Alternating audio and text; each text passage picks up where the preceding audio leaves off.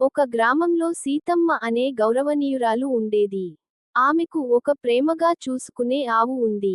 ఆ ఆవుకు కొన్ని రోజుల తర్వాత ఒక చిన్న దూడ పుట్టింది. దాన్ని సీతమ్మ, బొమ్ము అని పేరు పెట్టింది. ఆ దూడను పిల్లలలా చూసుకునేది. బొమ్ము చిన్ని అడుగులతో తిరుగుతూ గ్రామంలోని అందరి హృదయాలను గెలుచుకుంది.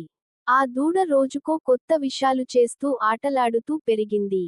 సీతమ్మ దానికి మంచి చిన్ని గొడుగు వేసి, రోజూ మేత పెట్టేది.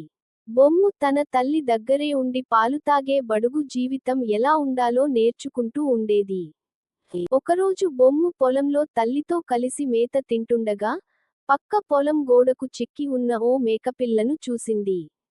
అది వెంటనే ఆ మేకపిల్లను బయటకు తీయడానికి ప్రయత్నించి కాస్త గాయపడింది. విలేజర్స్ చూసి ఆశ్చర్యపోయారు, ఒక చిన్న దూడ దయతో ప్రాణిని రక్షించింది అని. ఆ రోజుకు గ్రామంలో ప్రతి ఒక్కరూ బొమ్మును అభినందించారు. సీతమ్మ గర్వంతో నవ్వింది. బొమ్ము చిన్నదైనా పెద్ద మనసున్నదిగా ఎదిగింది. మరి ఎన్నో వీడియోస్ కోసం ఈ ఛానల్ని సబ్స్క్రైబ్ చేసుకోండి. థాంక్యూ.